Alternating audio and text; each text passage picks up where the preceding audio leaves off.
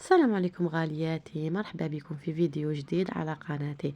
اليوم جبت لكم وصفة جزائرية تقليدية محبوبة عند الجميع، وهي الطمينة بطريقة سهلة وبمكونات بسيطة موجودة في كل بيت. إذا حبيتوا تعرفوا سر نجاحها وتخرج لكم بنينة وناعمة تابعوا الفيديو للنهاية، وما تنسوش الإعجاب والاشتراك في القناة خياتي العزاز. بيانسو كي نقولوا الطمينة نقولوا النافس، وحنا دوكا ولينا ماشي غير النافس اللي ديرها، حتى وتكوني ضربت لك على حاجة حلوة تروحي ديري طمينة. وانا هنايا ما نكذبش عليكم، كان عندي هذا الفيديو شحال من اللي خدمته، ملي كان راح نزيد سند وجدته وقلت نحطه لخياتي. الحمد لله بقى لي الفيديو في التليفون حتى يوم كتب ربي نحطه لكم. هذه شاركت معكم طمينة نفاسي. نجيبوا البنات العسيلة الحجم ولا كما نقولوا الكيلة اللي حبيتوها نتوم، شحال راح يكون عندكم الافراد وشحال راح تاكلوا وشحال راح ديروا. كما انا هنا درت نص باط عسيلة، حوالي 2 مغارف كبار زبدة. البنات كي نقولوا الطمينة نقولوا تحب الزبدة، فهمتوني خياتي؟ تحب الزبدة. طمينة كي نقولوا الطمينة تجي كما يقولوا ناعمة، تجي بزاف هايله البنات. وانا طمينتي ماشي نشكر لكم، والله اللي ذاقها يشكر يقول لي اعطيني الوصفه. نروح ندوب هذيك الزبده والعسيله فوق النار قليله، ومن بعد غير نشوفوا باللي دابت لنا نروح نكملوا الخطوه الثانيه، اللي هي نجيبوا الطمينه تاعنا اللي كنا قليناها وخليناها. واحد واش يقول نحمص ولا نقلو طمينه، نخلوها تبرد مليح البنات، ما نديروش كلش سخون حتى تعجن لنا. نجيبو كميه لا باس بها من حلوى الترك، تحب حلوى الترك البنات هكذايا. نخلط مليح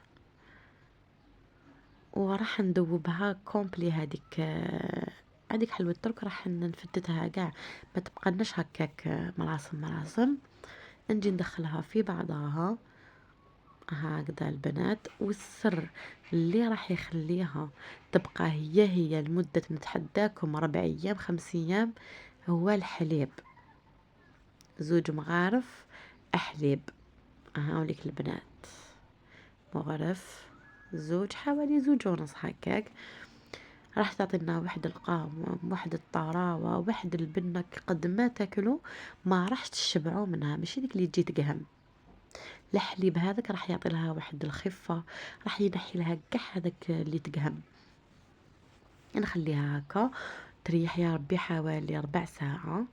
نجيب طبق التقديم اللي راح نحطو فيها ونحطها. البنات تشوفوا لونا وشكلا وذوقا، والله ما نشكر لكم، جربوها على هذه الطريقة ما راح تندموا. وبيان سور يهمني رايكم، خلوا لي في التعاليق الى عجبكم لونها والى عجبتكم الطمينة تاء ملينة، خلولي في التعاليق البنات. والله غير نحب تعليقاتكم الإيجابية والسلبية. الإيجابية راح تطلع لي المورال، والسلبية راح تخليني نحسن من الفيديو ديالي ونحسن من أفكاري إلى آخره. هنا البنات راح نشبعها بالقرفة برك. بكري وناس زمان كانوا يديروا لها القرفة برك، انا ما نحبش ندير دوك الحبوب هذوك الصغار هذيك تاع، ما نحبش البنات، انا نحبها هكذا. بيان سور كي يجونا الضيافة أنا باينين شوية جوز شوية لوز إيفيلي شوية واش كان عندك ديري، لكن درتها لكم كيما تاع زمان غير بالقرفة. شوفوا لي البنات جات ولا أروع، والله غير ذوقوا مغرف ما تقدروا تحبسوا منها. وقلت لكم راح تريح لكم مدة أطول، ما راح تيبس، ما راح يصرى لها والو. والله يا راجلي ياكل ويشكر، قال لي طمينتك وحدها. والبنات ماشي حوحو يشكر روحو، حاجة نكون متأكدة منها وتنجح لي 10000%، راح نوريها لكم ما نبخلش عليكم. نتمنى كامل كل مرة كل ولية كل عروسة كل أخت ما تحصلش جميع حاجة تحب تديرها ديرها، ما تزيدوش تقولوا ما نعرفوش. تعلموا البنات، كل ما نزيدوا النهار في حياتنا كل ما نزيدوا نتعلموا حاجة ما خير، نتعلموا نرفدوا حاجة اللي راح تنفعنا. كيما احنا مثلا في الفيديو في اللي عنده قناة في اليوتيوب، فهمتوني؟ باينه باللي راح كل فيديو القناه اللي ندخلوا ندو منها فيديو شو نقولوا، نقولوا احنا واحد نقولوا هذه عشان واش دينا منها.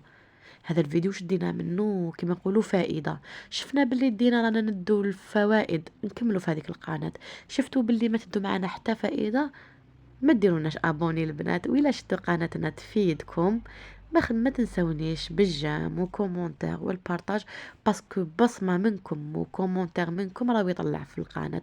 سلام، ان شاء الله يكون عجبكم الفيديو.